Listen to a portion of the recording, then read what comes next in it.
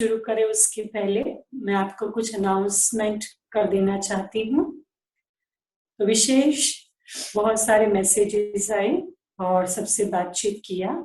तो अभी हम इसके बाद 3 दिन का कोर्स आगे कंटिन्यू करेंगे, जिसके अंदर कॉस्मिक साइकिल कैसे चलती है, मतलब we can say call of time.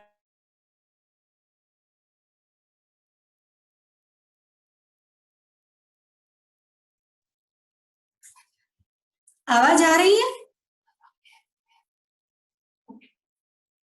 Voice clear?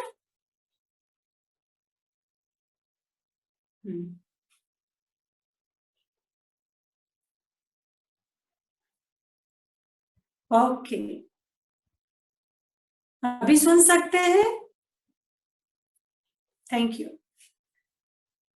तो मेरी बात चल रही थी कि सबसे बातचीत करके फाइनल ये किया गया है कि आज के बाद 3 दिन और हम इस कोर्स को कंटिन्यू करेंगे, फिर आगे आपको गाइड करते जाएंगे आप कैसे इस मार्ग में आगे बढ़ सकते हैं। दूसरी बात, आप में से वैरायटी लोग बैठे हैं, हर एक को हम नहीं जानते हैं, लेकिन कोई अगर कॉर्पोरेट फील्ड के लोग बैठे हैं या किसके पास बहुत अच्छा ग्रुप है और अगर वो चाहते हैं कि हमारे ग्रुप को 1 आवर का एक सेशन 2 सेशन हमें ऑनलाइन दिलवाना है वेबिनार के द्वारा, तो अवश्य गिवन नंबर पर आप कांटेक्ट कीजिए और फिर आपकी वे ऑफ कम्युनिकेशन हमें बता दीजिए। तो we will join you and we will give service to you. और उसमें हम लोग टॉपिक जो लेते हैं उसमें स्ट्रेस फ्री लिविंग होता है, क्राइसिस इन मैनेजमेंट होता है, और जो प्रेजेंट सिनेरियो है उसके अंदर स्वयं को कैसे स्टेबल रख के आगे बढ़े, इन सारे विषयों पर हम फोकस करते हैं। तो अगर आप जो भी बैठे हैं उनमें से कोई चाहता है कि आपको ये सर्विस अपने स्टाफ को दिलानी है या आप चाहते हो आपके परिवार को दिलानी है, तो आप डेफिनेटली गिवन नंबर पर इंडिविजुअल कांटेक्ट करें। आप अपनी इच्छाएं बताएं कि क्या मैटर आप चाहते हैं और क्या अपनी फैमिली या अपने स्टाफ को देना चाहते हैं, तो उनके लिए हम 1 सेशन 3 सेशन ऐसा अरेंजमेंट कर सकते हैं and we can give this benefit to those souls जिन्हें आप ये देना चाहते हैं। ठीक है, अभी हम आगे बढ़ते हैं। होमवर्क किस किसने किया? हाथ खड़ा करें, होमवर्क किस किसने किया? चलते चलते लेजी तो नहीं हो गए? हाँ, 4:45 होता है तब याद आता है हाँ अभी बैठना है, बाकी पूरा ऐसे तो नहीं किया। कुछ कुछ ने किया है, कुछ कुछ दिखा भी रहे हैं। Thank you so much.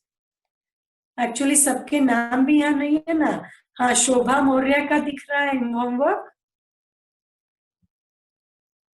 हाँ, कईयों के दिख रहे हैं। फिर जयंती भाई पंचाल का होमवर्क दिख रहा है।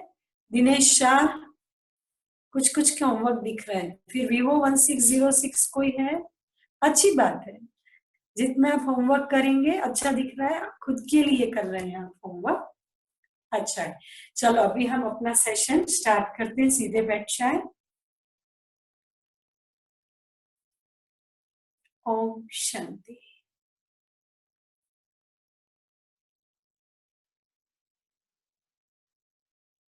अब तक जो पढ़ा है उसको रिवाइज करें।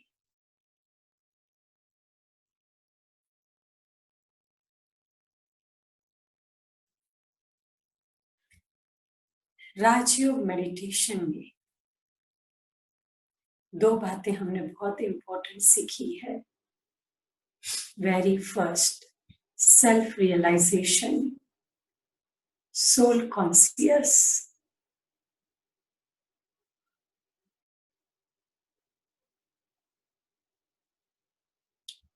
चलो अनुभव करें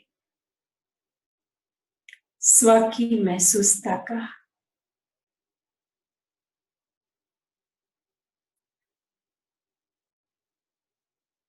कुछ समय के लिए स्वयं को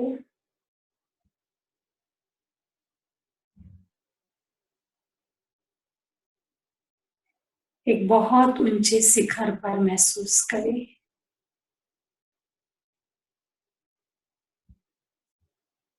दुनिया की बातों से बहुत ऊपर।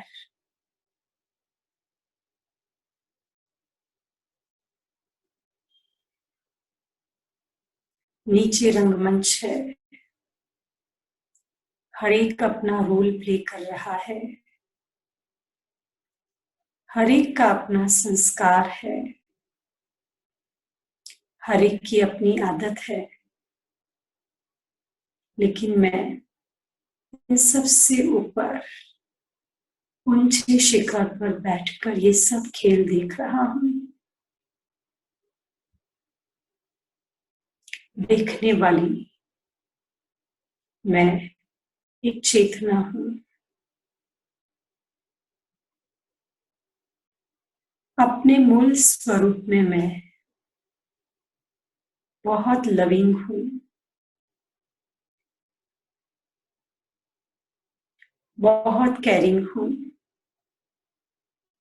बहुत पीसफुल हूं, शांत स्वरूप हूं,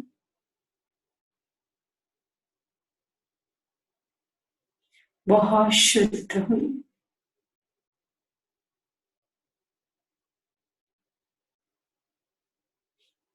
श्रेष्ठ हूं।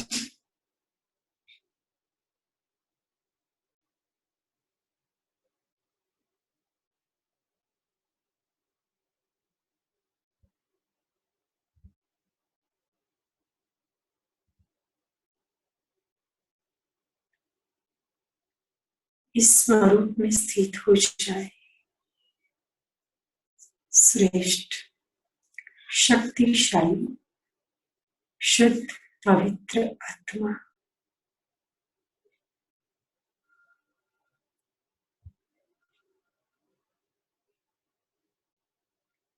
अब प्रकाश के शरीर में ऊपर उठते जाए और धीरे धीरे सिर्फ ज्योति बिंदु आत्मा को देखें।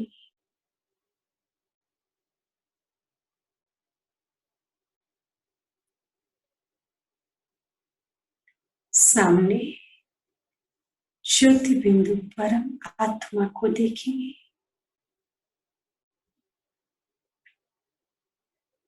शांति धाम में मैं संपूर्ण शांत स्वरूप हूं।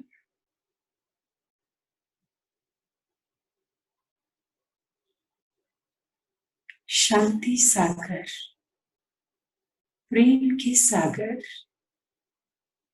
ज्योति बिंदु, मुझ आत्मा के पिता के बहुत समीप हूं।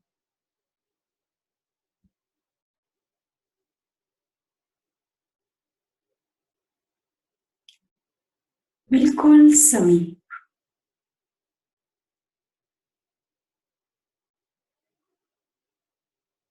उस तरंग को अपने अंदर आने दीजिए।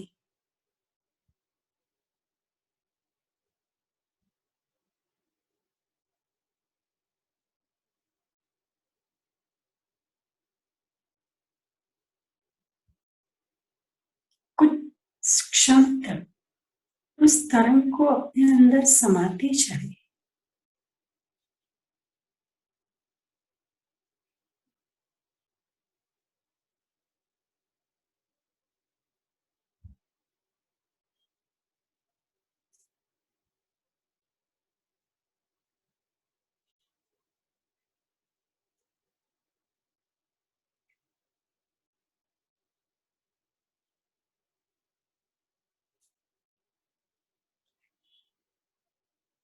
अब धीरे से वापस इस देह में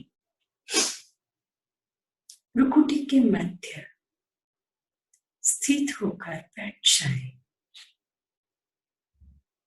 और एक अभ्यास करे सुनते सुनते। कानों से सुनने वाली मैं एक दिव्य चेतना हूं। बहुत शक्तिशाली अभ्यास करें और पूरे सेशन के दौरान बीच बीच में इस अभ्यास को पक्का करें। कानों द्वारा सुनने वाली मैं चैतन्य आत्मा हूं। आंखों से देखने वाली मैं आत्मा हूं। ये दो अभ्यास करते करते सेशन की ओम शांति। क्लियर? राजयोग मेडिटेशन के अंदर हमने देखा दो बातें बहुत इंपॉर्टेंट है। Soul conscious, practice practice practice. मैं कौन हूं, मैं कैसी हूं, परमात्मा ने मुझे किस नजर से देखा है। Continuous non stop practice practice practice. और दूसरा उसके साथ बातें, कम्युनिकेशन। जितना मेरा कम्युनिकेशन क्लियर होगा उतना मुझे प्राप्ति का अनुभव होगा। लेकिन आप में से कईयों को लगेगा सिस्टर उनके साथ कैसे कनेक्ट हुए, वो बिंदु है, उस बिंदु के साथ कैसे जुड़े। तो खुदा के साथ जुड़ने के दो तरीके हैं। एक है स्वयं को बिंदु रूप में फिल कर बिंदु के साथ जुड़ना। बिंदु रूप को फिल करने में शुरू में मेहनत अवश्य लगती है, लेकिन प्रैक्टिस करने के बाद वो नेचुरल हैबिट बन जाती है। और दूसरा, हम उसको साकारी फॉर्म में देखते हैं। कैसे देखते हैं उसको आइदर हम आज सेशन के बाद में देखेंगे या कल देखेंगे कि कैसे परमात्मा ने साकार माध्यम का आधार लिया और इस सृष्टि का परिवर्तन किया और कर रहे हैं, और कैसे मेरे और आप जैसे कई परमात्मा के इस कार्य में मददगार बन रहे हैं, और कैसे हम साकार फॉर्म में उनके साथ बातें कर सकते हैं।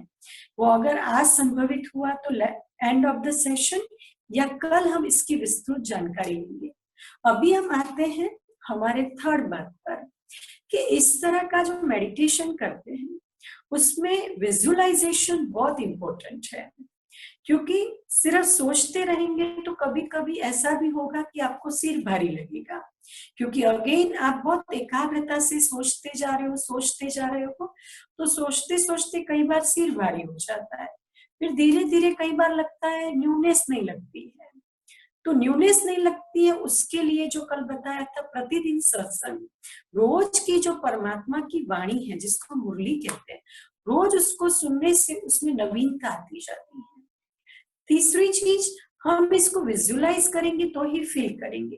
अब विजुअलाइजेशन क्या है, तो अभी प्रैक्टिकली हम उसको 2-3 मिनट करते हैं। बैठ जाए बिल्कुल अपनी जगह पे, सोचिए आप बहुत सुंदर गार्डन में हैं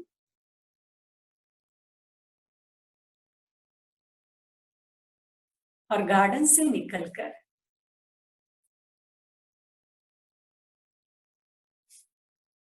अपने घर की ओर आ रहे हैं।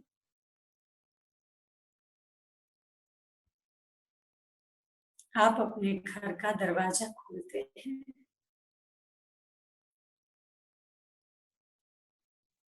आपको पानी की प्यास लगी है,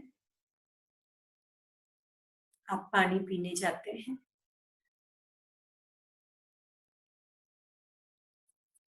अब आपको लगता है कुछ चेंज चाहिए, आप घर के ड्राइंग रूम में बैठते हैं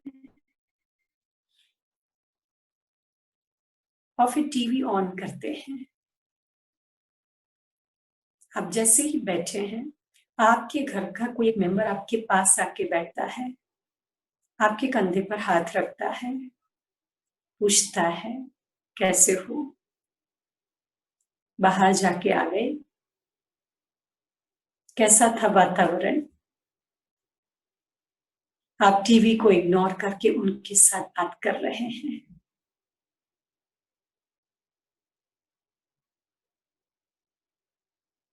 वापस आ जाएं। कर पाए आप ये सब कुछ? गार्डन में जा पाए? गार्डन में जाने के बाद आप अपने घर का दरवाजा खोल पाए? घर का दरवाजा खोलने के बाद पानी को पी पाए?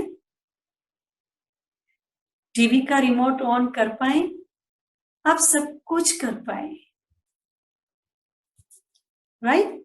यू कैन डू एवरीथिंग, आप सब कुछ कर पाए। तो आपके अंदर विजुअलाइजेशन कैपेसिटी है। बैठे तो आप मेरे सामने हो, मुझे दिख रहे हो, लेकिन फिर भी आप ट्रैवल करके आ गए। तो जैसे ये स्थूल ट्रैवल है, इस दुनिया की ट्रैवल है, तो आप समुद्र के करीब चलिए, आप तुरंत समुद्र के पास जाएंगे। मैं कहूंगी समुद्र की लहरें आ रही हैं, आप समुद्र की लहरों को फील करने लगेंगे। हम बैठे यहाँ है फिर भी फील कर रहे हैं। It means I don't need to go anywhere, I can feel everything at home. Is it? एक बहुत अच्छा इस पे एग्जाम्पल है।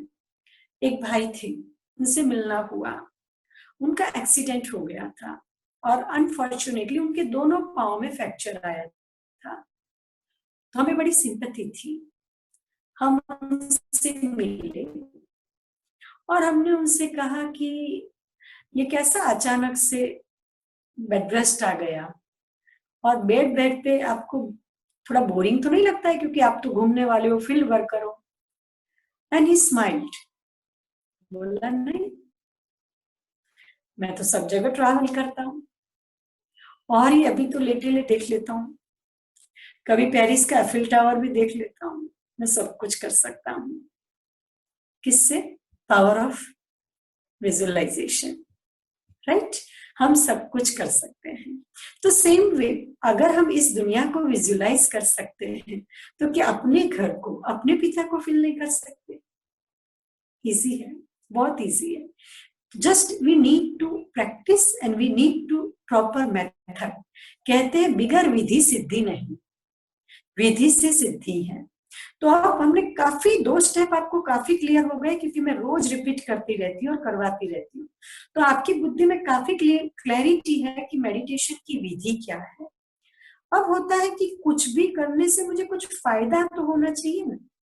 सपोज आप खाना बनाते हैं, आप एक्सरसाइज करते हैं, आप म्यूजिक करते हैं, आप डांस करते हैं, आप सब कुछ करते हो, लेकिन उससे कुछ ना कुछ बेनिफिट है। कईयों को पूछते हैं आपको मजा कब आता है, बोला जब मैं फ्री होता हूँ, मैं अच्छा संगीत सुनता हूँ, मुझे मजा आता है।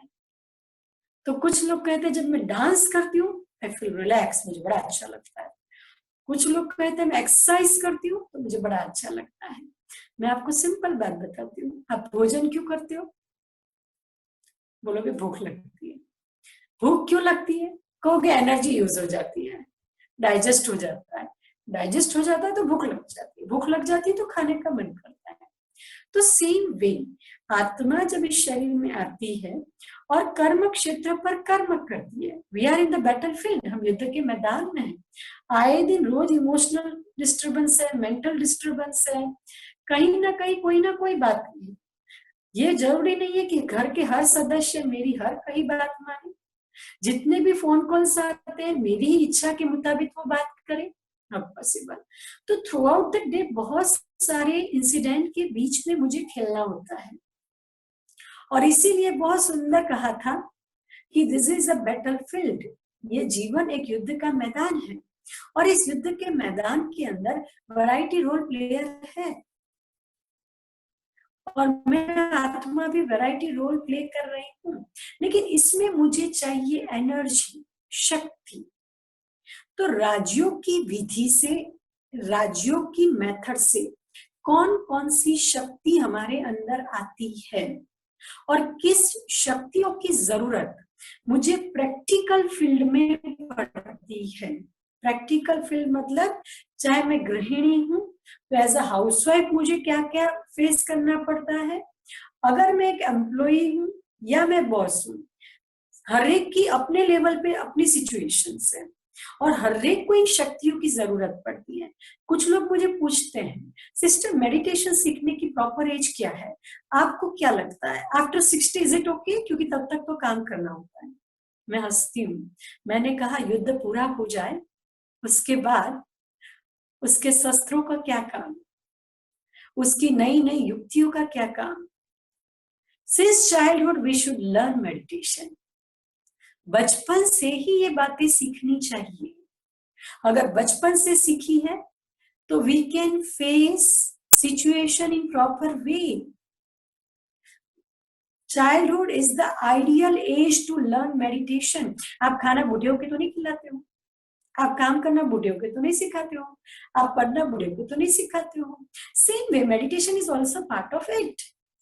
तो अब स्क्रीन पे एक पिक्चर आएगा जिसपे आप 8 पावर्स को देखेंगे, और उस 8 पावर्स को जब आप देखेंगे तो आपको क्लैरिटी मिलेगी कि जीवन को सक्सेसफुली जीने के लिए किन किन शक्तियों की आवश्यकता है और कैसे राजयोग मेडिटेशन इसमें मदद करता है। राजयोग मेडिटेशन सिर्फ 3 दिन का सेशन नहीं है, लेकिन 3 दिन के साथ ये जो सेशन है वो एक्चुअली 8 दिन का पूरा कोर्स है, जिसके अंदर आपको पूरी डिटेल नॉलेज भी दी जाती है। क्योंकि कई बार मैं आपको कहती हूँ चलो परम धाम, लेकिन प्रैक्टिकली मैं आत्मा उस सिचुएशन के फेस में हूँ, तो मैं परम धाम नहीं जा पाऊंगी, क्योंकि मैं मेंटली डिस्टर्ब हूँ, मैं इमोशनली डिस्टर्ब हूँ, मैं इतनी सेंसिटिव हूँ कि किसी ने मुझे कुछ कह दिया है तो बार बार वो बातें मुझे छू रही है। How can I go to परम धाम? Not possible. So it is very important, ये बहुत आवश्यक है कि मैं अच्छे से समझूं और व्यवहारिक जीवन में रोज बरोज घटने वाली घटना के प्रति मेरा वृत्ति, मेरा एटीट्यूड और मेरा अप्रोच क्या होना चाहिए, उसका क्लियर नॉलेज मेरे पास होना चाहिए। तो राजयोग मेडिटेशन में जो प्रतिदिन सत्संग है, मतलब clear knowledge about self, clear knowledge about supreme soul, clear knowledge about world, clear knowledge about life, clear knowledge about relations, संबंधों के प्रति सत्यता, सत्य समझ, समय की सत्य समझ, स्व की सत्य समझ। जब मेरे अंदर इन सब बातों की क्लैरिटी हो जाती है, then it becomes very easy to understand, to life। तो जितना जितना मेरे अंदर नॉलेज आता जाएगा, ज्ञान आता जाएगा, मेरी बुद्धि खिलती जाएगी, और जैसे जैसे मेरी बुद्धि खिलती जाएगी तो वैसे वैसे वैसे मेरी बुद्धि शांत होती जाएगी। देन इट बिकम्स इजी, कोई भी बात को अगर मुझे सही या गलत परखना हो, तो यहाँ पर हम देखेंगे कैसे राजयोग से एनर्जी आती है और कैसे उस एनर्जी को हम प्रैक्टिकल लाइफ में यूज करते हैं। आप एग्जाम्पल के तौर पर ले लीजिए सन, सूर्य को। सोलर एनर्जी आती है, और जब वो सूर्य की ऊर्जा आती है, हम बीच में एक मैग्नीफाइड ग्लास रख देते हैं, और जितना मेरे बीच में एक मैग्नीफाइड ग्लास होता है, अब क्या होता है, वो सोलर एनर्जी मैग्नीफाइड ग्लास में जाती है, फिर वो मैग्नीफाइड ग्लास के द्वारा वो ट्रांसफॉर्म हो जाती है। तो कभी वो प्रकाश ऊर्जा मतलब लाइट सोर्स में आ जाती है, कभी कुकिंग एनर्जी में यूज करते हैं, तो कभी उसको लाइट देने की एनर्जी में यूज करते हैं, तो कभी इलेक्ट्रिक फॉर्म में यूज करते हैं। एनर्जी सेम है बट यूज फॉर्म अलग अलग है, उपयोग करने के प्रकार अलग अलग है। सौर ऊर्जा, लेकिन वही सौर ऊर्जा मेरे को प्रकाश देने का काम करेगी, मेरे को हवा देने का काम करेगी, वही सौर ऊर्जा मेरे पानी को गर्म करके देगी, मेरे को खाना बनाने के लिए मदद करेगी। सौर ऊर्जा is same but we can transform it other ways. Same way जब हम मेडिटेशन करते हैं तो हमारे अंदर दिव्य तरंगों के रूप में एक एनर्जी आती है, और जैसे ही वो एनर्जी आती है तो प्रैक्टिकल फील्ड में जब हम आते हैं तो उसको अलग अलग फॉर्म में यूज करना पड़ता है। तो ये बहुत जरूरी है कि कौन सी एनर्जी को कब यूज करना है और कैसे यूज करना है, उसकी विजडम होना बहुत जरूरी है। इसीलिए ज्ञान और ध्यान साथ में हो सकता है, ज्ञान बिगर ध्यान नहीं, और ध्यान बिगर ज्ञान का प्रैक्टिकल एप्लीकेशन नहीं। तो ये बहुत जरूरी है, ज्ञान और ध्यान को प्रैक्टिकली हम साथ साथ चलाएं। स्क्रीन पे आप शक्ति देख रहे हो, power to withdraw, power to pack up, मतलब विस्तार को संकीर्ण करने की शक्ति, समेटने की शक्ति। साथ ही साथ आप देख रहे हो पावर टू टॉलरेट, सहन शक्ति, पावर टू कोऑपरेट, सहयोग करने की शक्ति, पावर टू फेस, परिस्थितियों का सामना करने की शक्ति, जज, पावर टू निर्णय करने की शक्ति, पावर टू डिस्क्रिमिनेट, परखने की शक्ति, पावर टू एडजस्ट, सबके साथ एडजस्ट करने की शक्ति, ये सारी शक्तियां हैं जो हमें रोजाना जिंदगी में यूज करनी होती है। अब हम लेते हैं पहली जो हमारी एनर्जी है, पावर टू विथड्रॉ और पावर टू पैकअप। इन दोनों शक्तियों के लिए हमें कुछ गुण चाहिए और वो गुण आते हैं तब हम इसको प्रैक्टिकली अप्लाई कर पाते हैं। तो पावर टू विथड्रॉ के लिए चाहिए डिटैचमेंट। आप जितना डिटैच्ड होंगे, सिचुएशन को डिटैच करके देखेंगे, मतलब न्यारा होकर देखेंगे, तो आप सिचुएशन को अच्छे से देख पाते हो। जब तक आप सिचुएशन से न्यारा नहीं होते हैं, आप उसको एग्जैक्टली देख नहीं पाते हो। इसके लिए मैं आपको एक प्रैक्टिकल स्टोरी सुनाना चाहूंगी, तो हमें बहुत क्लियर अंडरस्टैंडिंग हो जाएगी कि एक बार एक समुद्र के अंदर ऐसा होता है कि बहुत सारे शिप जा रहे होते हैं और अचानक एक तूफान आता है। तूफान आता है तो सब जो जहाज है अपनी अपनी एक एक जगह पर बहुत स्टेडी हो जाते हैं, ताकि एक बार तूफान थोड़ा थम जाए फिर हम आगे बढ़े। थोड़ी देर बाद तूफान थोड़ा ठंडा हो जाता है और ठंडा होने के बाद अब क्या होता है कि एक जहाज वहां से निकलता है आगे जाने के लिए, और जैसे ही वो जाता है तो उसको सामने दूसरा जहाज दिखाई देता है, कहीं से लाइट दिखाई दे रही होती है। तो वो अपने एक बंदे को बोलता है ऊपर जाओ और सामने वाले को बोलो कि अपनी डायरेक्शन को 20 डिग्री चेंज करे, सो दैट हमारा रास्ता क्लियर हो जाए। तो वहां सामने से जवाब आता है कि sir it is better if you change, ये बहुत अच्छा रहेगा अगर आप इसको चेंज करेंगे। तो उनको थोड़ा गुस्सा आ जाता है, ऐसे थोड़ी बात की जाती है। फिर से बेचता है, हम नहीं बदल सकते हैं, आपको ही बदलना है। तो उन्होंने कहा sir it's my request, please you change. वो नीचे जाता है, फिर अपने बॉस को बोलता है। अब बॉस, शिप का बॉस खुद ऊपर आता है और बोलता है समझते क्या हो, यू नो हु एम आई, मैं कौन हूं और कौन सी जहाज को लेके जा रहा हूं। तब सामने से जवाब आता है सर मैं आपके जितना बड़ा आदमी नहीं हूं, मैं तो एक बहुत साधारण इंसान हूं, लेकिन मैं लाइट हाउस हूं, मैं कैसे अपनी डायरेक्शन बदल सकता हूं। अब सर का गुस्सा बिल्कुल ठंडा हो जाता है। जब तक सिचुएशन की समझ नहीं थी, सर का गुस्सा बहुत हाई था। जैसे ही परिस्थिति को समझा, सर का गुस्सा ठंडा हो गया। पावर टू विथड्रॉ, कई बार हम डे टू डे लाइफ में भी यही करते हैं। सपोज मुझे कोई टेक्निकल इंस्ट्रूमेंट यूज करना नहीं आता है और मैं हमारे सेवादारी भाई बहनों को बोलती हूँ ऐसे करो वैसे करो वैसे करो ऐसे करो, बट प्रैक्टिकल एप्लीकेशन में 20 सेकंड 30 सेकंड लगती है।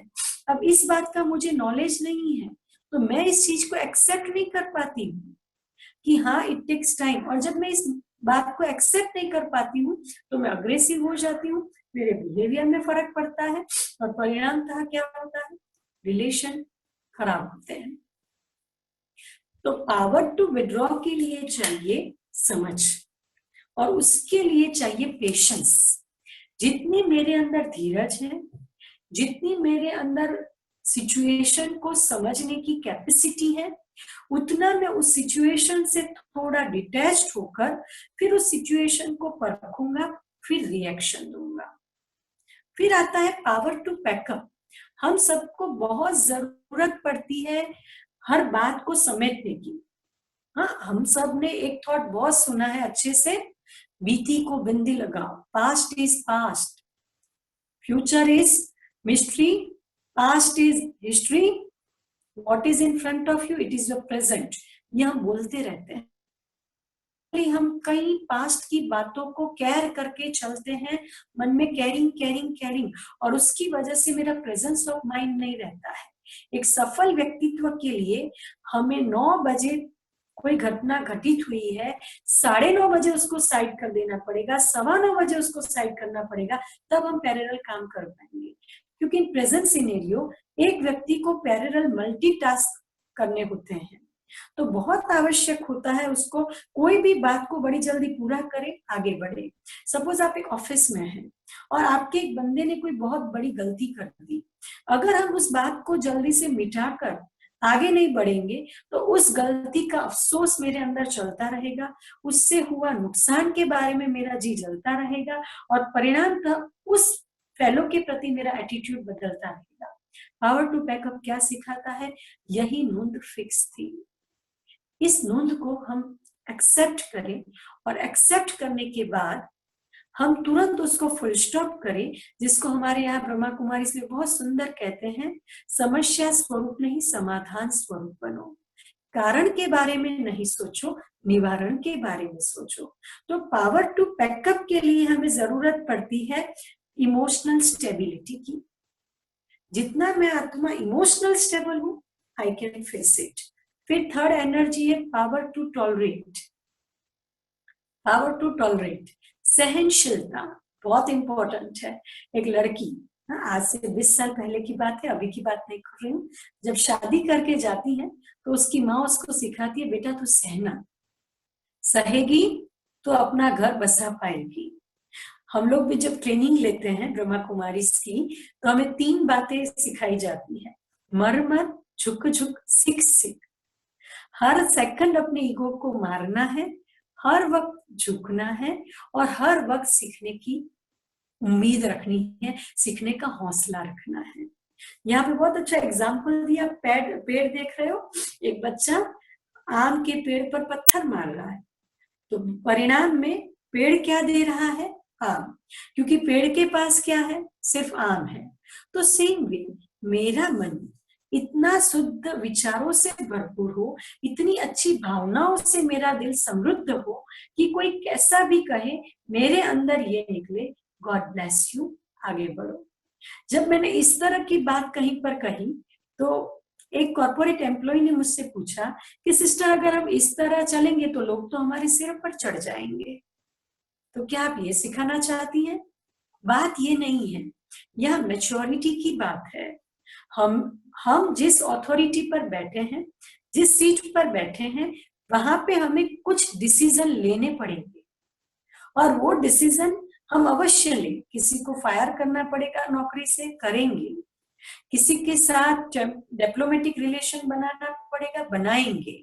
लेकिन हमारी भावनाओं को उस एम्प्लॉय के प्रति, उस रिलेशन के प्रति बिल्कुल शुद्ध मेंटेन करेंगे, और उसके लिए हमारे अंदर चाहिए दिल की विशालता। जितना मेरे अंदर दिल की विशालता होगी, प्यार की शक्ति होगी, उतना मैं वो कर पाऊंगी। फिर आता है पावर टू कोऑपरेट, सहयोग देने की शक्ति। टीम स्पिरिट यहाँ पे काम करती है। हाँ, 5 उंगली की एक बहुत सुंदर कहानी है, आपको कहानी सुनने में भी मजा आएगा।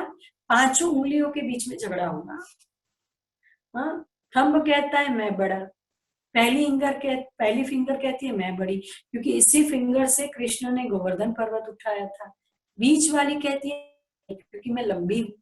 तीसरी वाली कहती है रिंग तो मेरे पे पहनाई जाती है, तिलक तो मेरे से होता है। चौथी वाली कहती है मैं भी कम थोड़ी हूँ।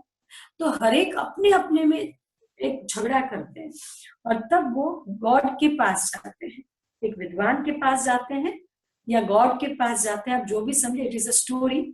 और कहते हैं कि आप आज फाइनल करो कि हम 5 में से बड़ा कौन। बहुत सुंदर वो विद्वान जवाब देता है कि ठीक है, मैं आप लोगों के लिए एग्जाम करता हूं, और उस एग्जाम में जो पास होगा वो बड़ा। और उन्होंने क्या किया? बूंदी दी और बोला इसका लड्डू बनाओ। जो फिंगर इसका लड्डू बनाएगी वो बड़ी। अब कोई एक फिंगर तो लड्डू बना नहीं सकती, तो सबने मिल के लड्डू बनाया।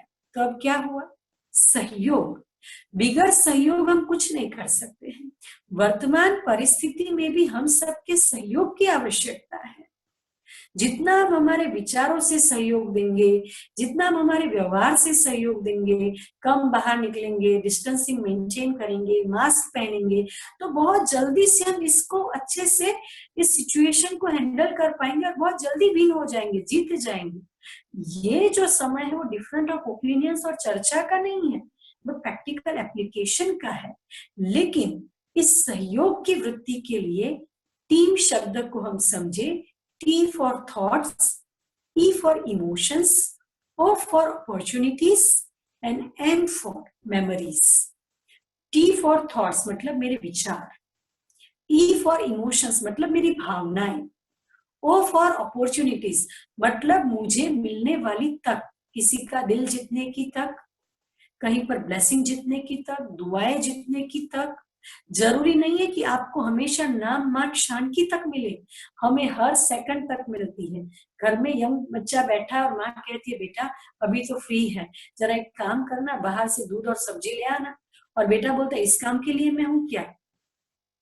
अब आपको तक मिली थी माँ के आशीर्वाद जीतने की, चाहते तो आप माँ के आशीर्वाद जीत सकते थे और इस सिचुएशन में बहुत अच्छी कमाई कर सकते थे, लेकिन यू लूज दिस अपॉर्चुनिटी।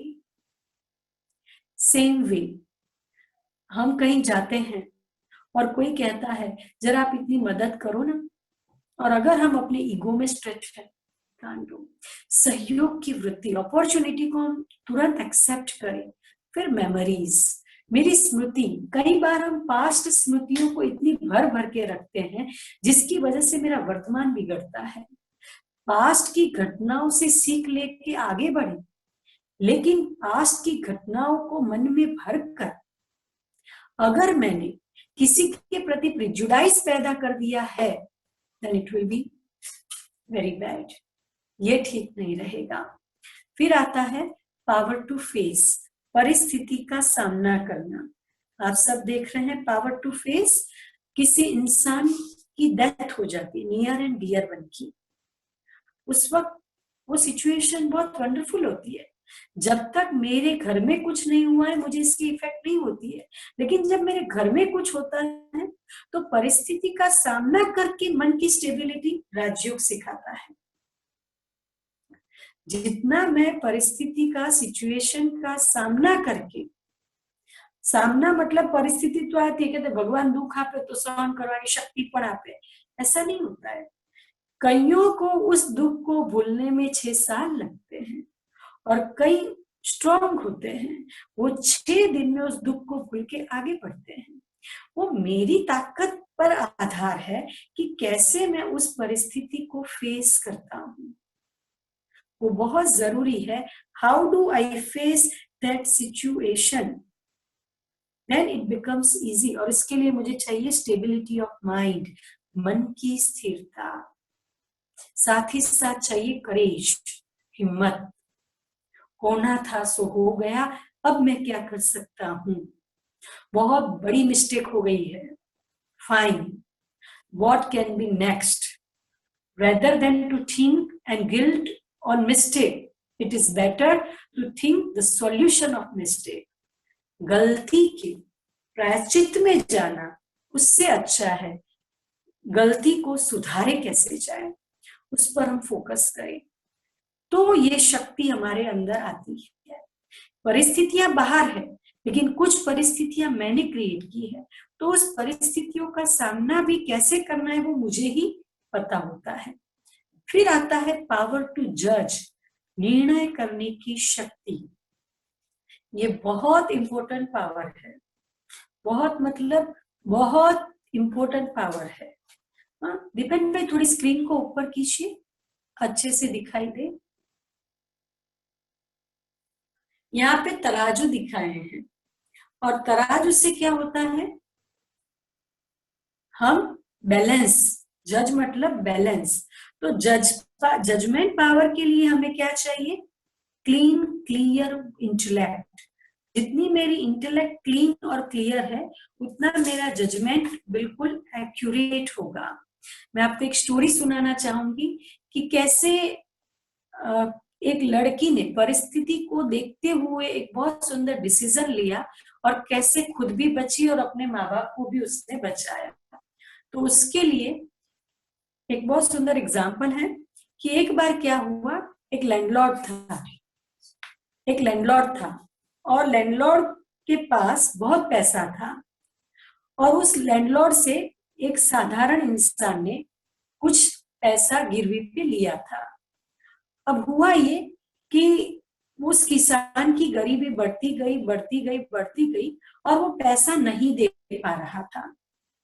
एक बार लैंडलॉर्ड उसके घर आया और उसने उसकी 18 साल की ब्यूटीफुल लड़की को देखा और उसकी नजर बिगड़ी। अब उसने कहा ये लड़की मुझे चाहिए, और लैंडलॉर्ड था 40+। अब इसने किसान को बोला मैं तुम्हारा सहारा, जो भी तुमने मुझसे उधार लिया है उसको मैं माफ कर सकता हूँ, लेकिन तुमको क्या करना है, तुम्हारी बेटी से मेरी शादी करवा दे। बहुत टेंशन में आ गया किसान, बेटी सब। तो बेटी ने सीधा मना, अगर बेटी मना करती तो पापा की इज्जत का सवाल था, और अगर बेटी हाँ बोलती तो भी गड़बड़। तो उस लैंडलॉर्ड ने कहा मुझे लगता है तेरी दिल नहीं है, इसीलिए शायद तू मेरे से शादी करना नहीं चाहती है। एक काम करते हैं, मैं तेरे को एक रास्ता दिखाता हूँ। और वो उसको एक सफेद और एक काला पत्थर देता है और फिर बोलता है कि ये पोटली है, इस पोटली में अगर सब तू इस पोटली में तू आंखें बंद करके एक पत्थर डालेगी और पत्थर डालेगी, और अगर उस पोटली में सफेद पत्थर गिरता है तो तुझे मुझसे शादी करनी पड़ेगी, काला पत्थर गिरता है तो इट्स ओके, तू शादी नहीं करेगी तो चलेगा। लेकिन उसने क्या किया, उस पोटली के अंदर पहले से ही दोनों सफेद पत्थर ही रखे, और जो देखा था उसने जिसमें लेना था उसमें भी सफेद पत्थर रखे, लेकिन नीचे कुछ काले भी थे। अब उस लड़की ने परिस्थिति को देखते हुए क्या डिसीजन लिया, ये बहुत सुंदर है।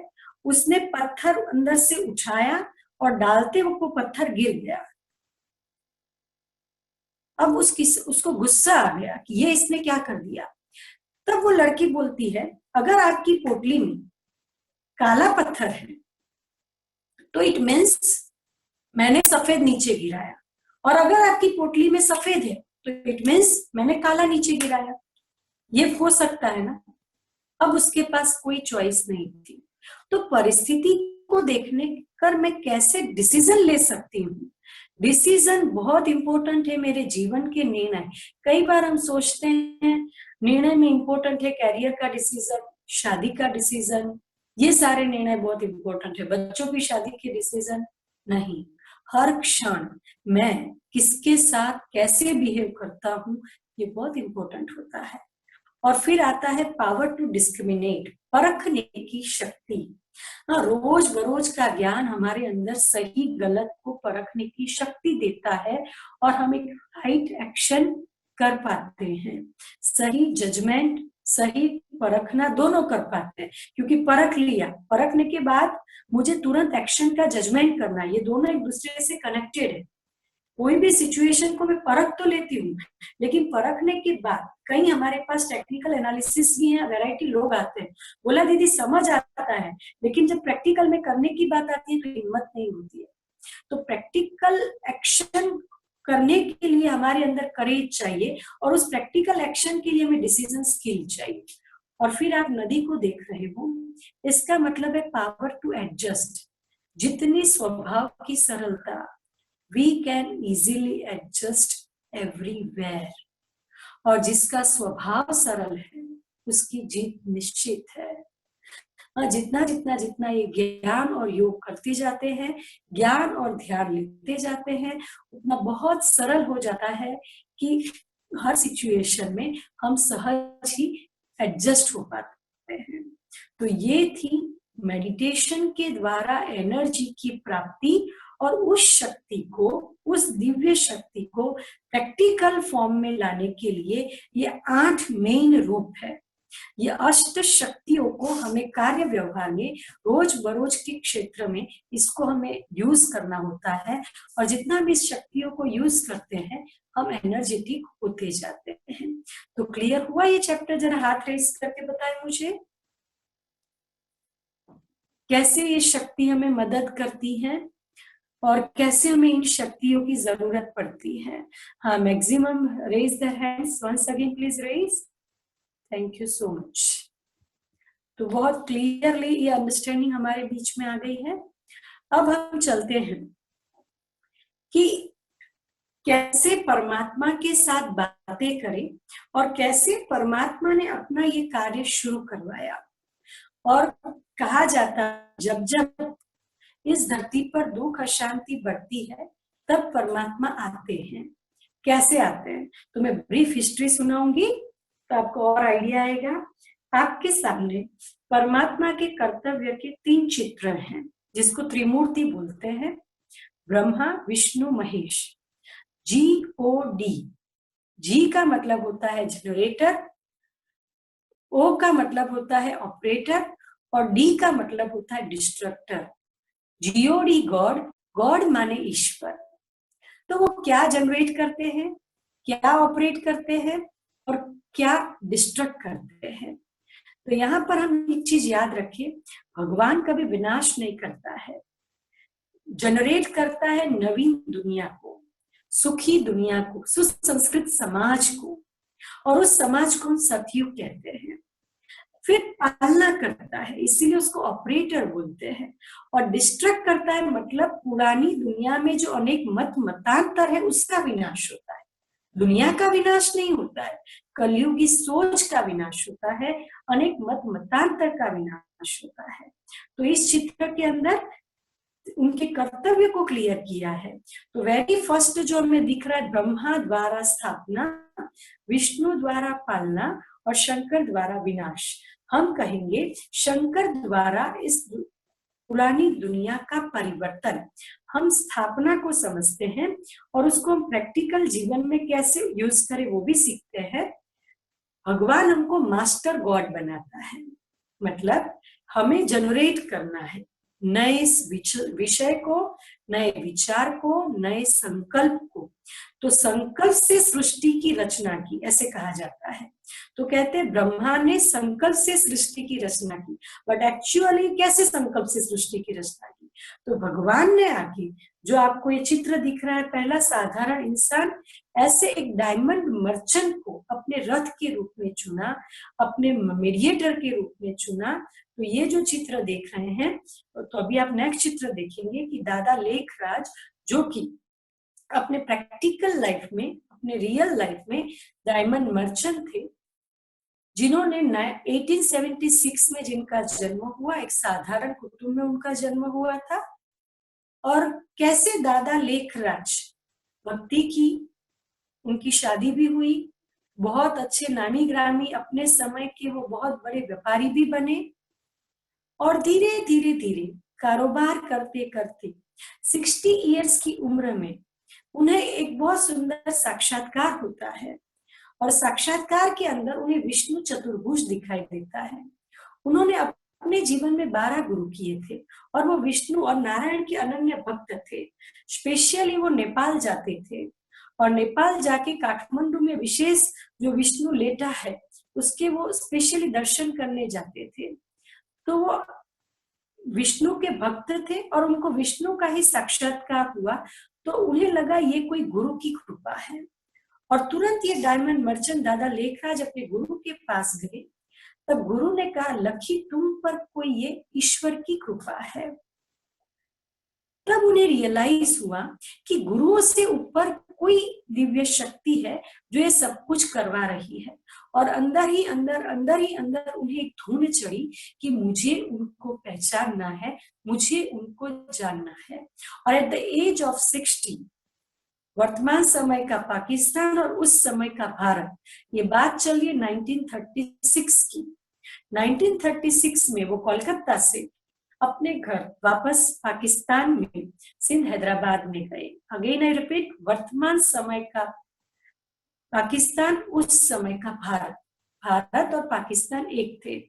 और फिर हैदराबाद जाने के बाद वो अपने घर में थोड़े इसकी खोज में रहे, अंतर्मुखता में रहे कि ये सब क्या हो रहा है। और एक दिन की बात है कि उनके घर में सत्संग चल रहा था और सत्संग के बीच वो कभी उठते नहीं थे, ये उनकी विशेषता थी। उस दिन वो सत्संग के बीच से खड़े हो जाते हैं और तब उनकी पुत्र वधू को ये विचार चलता है कि क्यों अपने कमरे में गए। और उनकी पुत्र वधू राधिका जी उनको फॉलो करती है और वो जब जाकर देखती है तो वो क्या देखती है कि दादा के चेहरे से एक लाल लाल प्रकाश है।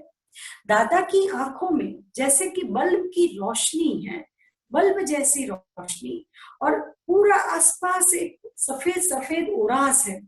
और जैसे ही वो उनको देखती है तो वो अपनी सुध-बुध खो के वहीं पर ही बैठ जाती है, मानो वो देह भान को उसी क्षण भूल गई। और देखते देखते देखते वो अपने शब्दों में वर्णन करती है कि मैं देख रही हूँ कि मुझे ऐसे लगता है ये दादा नहीं है, ये कोई दिव्य शक्ति है, क्योंकि दादा का चेहरा बिल्कुल लाल लाल हो गया था, उनकी आंखों में बहुत तेज था, और फिर कोई मुख से बोल रहा था जो दादा की खुद की स्टाइल नहीं थी, और वो आवाज पहले बहुत धीमी थी, फिर धीरे धीरे ये आवाज बढ़ती गई, और ये आवाज थी निजानंद स्वरूपम शिवोहम शिवोहम, प्रकाश स्वरूपम शिवोहम शिवोहम, ज्ञान स्वरूपम शिवोहम शिवोहम।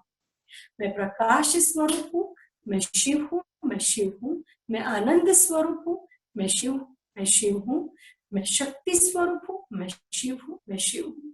और कुछ क्षण बाद दादा नॉर्मल होते हैं, और नॉर्मल होने के बाद इधर उधर देखते हैं, और जब वो इधर उधर देखते हैं तो उनकी पुत्रवधू उनसे पूछती है कि क्या हुआ। तब वो जवाब देते हैं, कोई एक लाइट थी, कोई एक माइट थी, ऊपर से सितारे आते थे, कोई शहजादा बनता था, कोई शहजादी बनती थी। वो लाइट और माइट मुझे कहती थी, ततत्वम ततत्वम, ये तुम हो, ये तुम हो।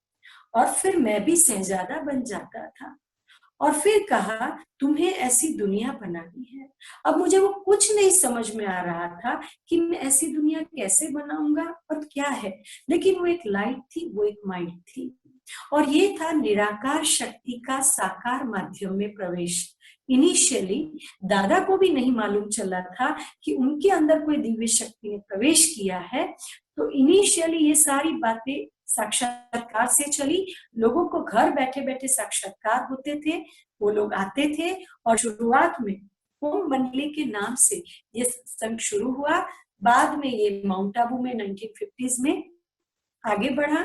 तो इस तरह भगवान ने जिस साकार माध्यम को चुना, जिस शरीर को चुना, उस शरीर का नाम बाद में प्रजापिता ब्रह्मा रखा। अभी आपको एक स्क्रीन दिखाई जाएगी, द ट्रांसफॉर्मेशन ऑफ दादा लेखराज फ्रॉम दादा लेखराज टू प्रजापिता ब्रह्मा। अब यहाँ पे सवाल ये उठता है कि सिस्टर, आज तक हमने जिस ब्रह्मा को देखा है वो लंबी दाढ़ी मूछ वाला है, वो कमल के पुष्प पर बैठा है, और उसको हम प्रजापिता कहते हैं, और ये तो मेरे और आपके दादा जैसे दिखते हैं। How can we believe him Prajapita Brahma?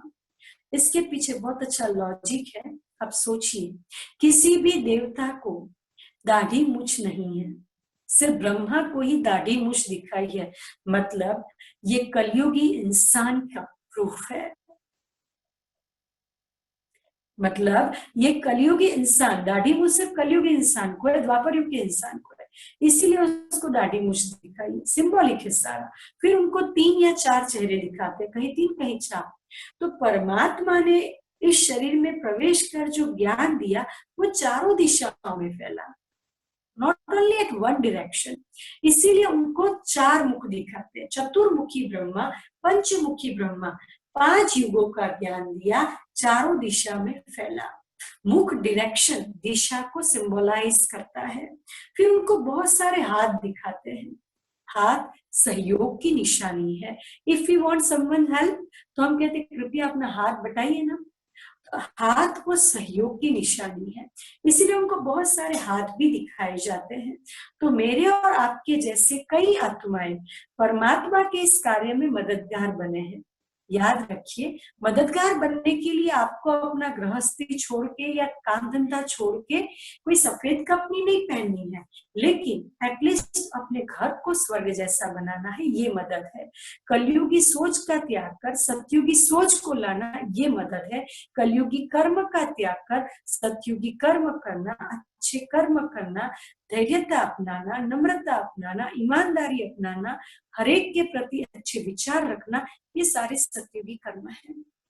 तो मैं और आप कैसे मदद करेंगे? खुद की दृष्टि को वृत्ति को बदल कर हम परमात्मा के कार्य में मददगार बनेंगे। तो आप ये कर सकते हैं। यहाँ बैठे बैठे 100 पार्टिसिपेंट भी अगर करें तो सतयुग जल्दी हो जाएगा ना। घर घर को स्वर्ग बनाना। पुरानी दुनिया के विनाश का मतलब ये नहीं है, उस चित्र में दिखाया था ना विष्णु और शंकर, विनाश का मतलब ये नहीं है कि पूरी दुनिया डेमोलिश और डिस्ट्रक्ट हो जाएगी। याद रखिए, आत्मा, परमात्मा, प्रकृति ये अनादि है, इसका विनाश कभी नहीं होता, परिवर्तन होता है। एक घर टूट के दूसरा घर बनता है। तो हियर वी आर ट्रांसफॉर्मिंग, हम लोग जस्ट परिवर्तन करते हैं। सोच को परिवर्तन करी, संबंधों के प्रति दृष्टिकोण को परिवर्तन किया और स्वयं के अंदर दैवी गुणों की धारणा की। इस परिवर्तन से हम सतयुगी दुनिया को लाते हैं। अब ये सतयुगी दुनिया क्या है, कलयुगी दुनिया क्या है, वर्तमान समय क्या है, पूरे काल चक्र की समझ हम कल के लेसन में देखेंगे। रेडी है ना आप सभी? हाँ, तो कल इस लेसन को पूरा समझेंगे कैसे कॉस्मिक साइकिल चलती है, क्योंकि अवेयरनेस बहुत चाहिए। मैंने पहले भी कहा था, अवेयरनेस, अलर्टनेस, अटेंशन और एप्लीकेशन, ये चार बातें बहुत जरूरी है डे टू डे लाइफ में इसको अपनाने के लिए। अवेयरनेस, कोई लिख रहा है, लिख लीजिए, अवेयरनेस, अलर्टनेस, अटेंशन और एप्लीकेशन, ये बहुत जरूरी है। तो जितना हम ज्ञान को डीपली क्लियरिटी के साथ समझेंगे तो बहुत हमें फायदा होगा प्रैक्टिकल जीवन में उतारने के लिए। और इस तरह परमात्मा इस साकार माध्यम का आधार लेते हैं और जिसको हम प्यार से ब्रह्मा बाबा कहते हैं। हाँ, जिसकी स्टोरी आप बाद में सुन लेना कभी कि कैसे स्टार्ट हुआ, कैसे कैसे ऑब्स्टेकल्स आए। आप चाहे तो यूट्यूब में भी सर्च करोगे तो मिल जाएगा कि ब्रह्मा बाबा की कहानी या कैसे संस्था स्थापन हुई। अलग अलग नाम से यूट्यूब में अलग अलग चैनल है, आप उसमें भी डिटेल सुनेंगे तो आपको समझ में आ जाएगा कि कैसे परमात्मा अपना कार्य करवा रहा है। और या हम लोग एक लिंक सेंड कर देंगे, आप लोग उसको भी देख सकते हैं। ठीक है, तो क्लैरिटी मिल गई पूरी।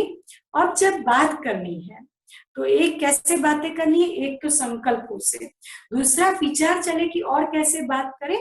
तो आप इस लाइट फॉर्म को देखिए, फरिश्ता है और उसकी भ्रुकुटी में बिल्कुल चमकता सितारा है। इस फरिश्ते को हम प्यार से ब्रह्मा बाबा कहते हैं, जो मेरा अलौकिक पिता है, जिनके समर्पण से आज आज हम सब ये ज्ञान को सुन रहे हैं। तो वो मेरा अलौकिक पिता, जिन्होंने पूरे विश्व को बदलने के लिए अपना सब कुछ समर्पण किया। लेकिन बुद्धि का योग हम किससे लगाएंगे? शिव बाबा के साथ। तो जब ब्रह्मा बाबा को देखते भी है बात करने के लिए, तो यहाँ पर हम शिव बाबा को देखें और फिर कम्युनिकेट करें। तो ये बहुत इजी होता जाता है, पहली बार में इतना क्लियर नहीं होगा, करते करते करते क्लैरिटी मिलती जाएगी। फिर मेडिटेशन के अंदर बहुत एक दिव्य आनंद आने लगता है। ठीक है, होमवर्क को कंटिन्यू करेंगे। मैं शांत स्वरूप आत्मा हूँ, शांति धाम निवासी हूँ, शांति सागर की संतान हूँ, सर्वशक्तिवान मेरे साथ है, सफलता मेरा जन्म सिद्ध अधिकार है। आज का लेसन, सफलता मेरा जन्म सिद्ध अधिकार है। इस लेसन को हम कंटिन्यू करेंगे और कल कैसे ये कॉस्मिक साइकिल फिरती है, कैसे अलग अलग धर्म आते हैं और कैसे ये पूरा सृष्टि का आदि मध्य अंत है, उसको हम समझेंगे। इसी तरह बिफोर टाइम जूम रूम में आके बैठ जाइए। अब थोड़ा हम 2 मिनट मेडिटेशन करेंगे।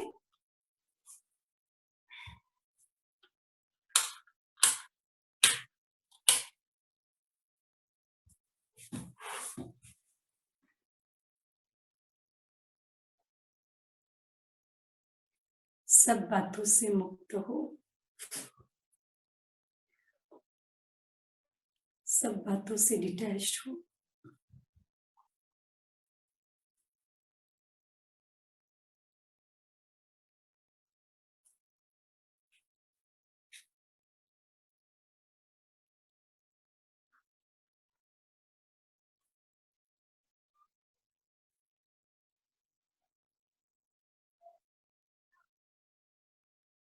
बिल्कुल एक ही संकल्प में टिक जाए।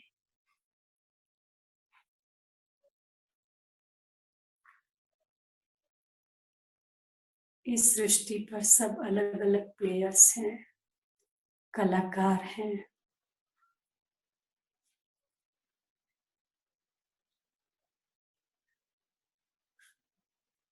मैं भी कलाकार हूं। सबके भिन्न भिन्न अभिनय है।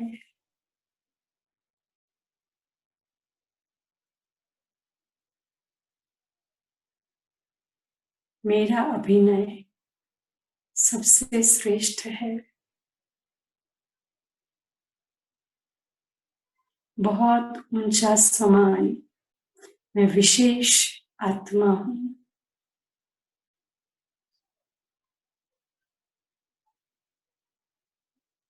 सबको क्षमा कर दे। असंख्य लोगों को सामने लाए, जिनको जाने अनजाने में मैंने दुख पहुंचाया है, उन्हें क्षमा कर दे।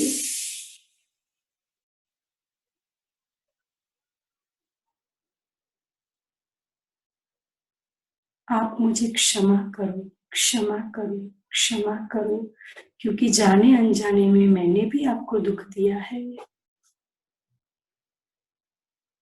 रोज सुबह शाम 3 बार ये करें। क्षमा मांगे, क्षमा दे, मन को लाइट कर दे। एकाग्रता के लिए मन का हल्कापन बहुत जरूरी है।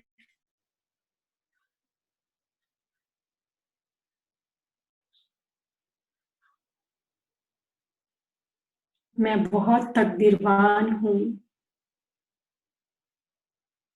कि मैंने परमात्मा के अवतरण को आज जाना। कैसे मेरा पिता मुझसे मिलने के लिए इस धरती पर काया प्रवेश कर अवतरित हुआ है, और कैसे ब्रह्मा बाबा ने हम जैसे कईयों को नया जीवन देने के लिए सब कुछ समर्पित किया है।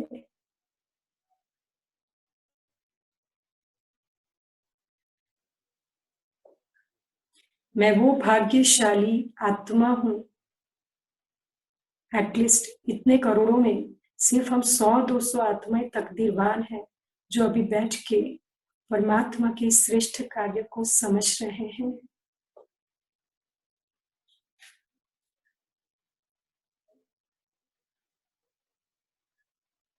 मैं बहुत भाग्यवान हूं, बहुत तकदीरवान।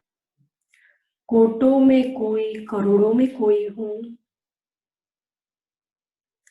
पाना था सो पा लिया, अब बाकी कुछ न रहा।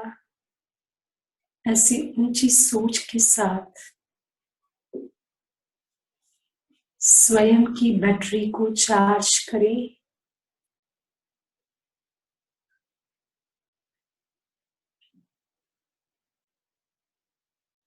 ओम शांति, ओम शांति, ओम शांति।